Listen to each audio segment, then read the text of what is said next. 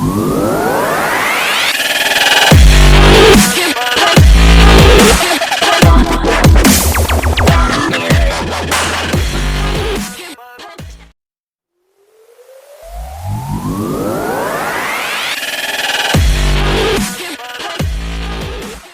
all brings us to the 2017 Honda Civic Type R, the casual car. Enthusiasts in America will remember only that there was once an Acura Integra with that suffix, a loud, berserk, frenetic, and spectacular thing that lasted only a short time many years ago.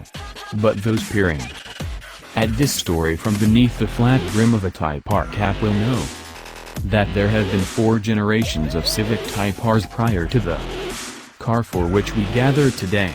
All of those screamers were kept from our shores. This turbocharged, direct-injected 2.0-liter inline-4 is at the core of the Type Rs. Break from the old-style Honda performance fed up to 23.2 pounds per square inch of boost. This engine cranks out 306 horsepower at 6,500 revolutions per minute and 295 pounds-to-foot of torque from 2,500 to 4,500 revolutions per minute, and it revs to a mere 7,000 revolutions per minute, measly by historical hot Honda standards.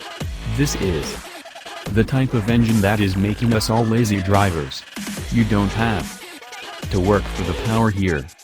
There's no waiting for the tech to kick in, although the engine has variable valve timing and lift, unlike the C's that has only variable timing. Much of the time you needn't bother downshifting the engine, pulling strongly at low revs where an earlier Honda performance engine would leave you hanging. Partisans and purists beware. The rear suspension remains the same multi-link arrangement as on all current Civics, but it uses beefier links for stiffness. This being a car with a capital R at the end of its name, the springs are stiffer than a standard Civics by a seemingly crazy 200% up front and 160% in the rear. The anti-roll bars are 170% stiffer up front and 240% in back. Add in stiffer bushings all around, and you have a recipe for the worst tried quality this side of pretty much every tuner car we've ever driven. We winced preemptively before we even got into the driver's seat. The variable ratio, dual-pinion steering rack uses beefier tie rod ends and a thicker steering shaft. The amount of steering assistance also varies with the driving mode selector, but again the differences in the 3 modes are not dramatic.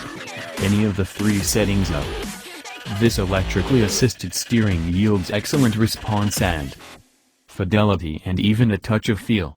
Right on center, the steering ratio is similar to that of a standard Civic, but further off center, as the Type R's ratio quickens, it's actually slower than the regular Civic. For improved high-speed stability, the steering ratio goes from 14.9 to 1 on center to 11.2 to 1 at full lock. If you must know the numbers, Honda apparently knew what it was doing, since you don't once think about the steering ratio while driving the Type R.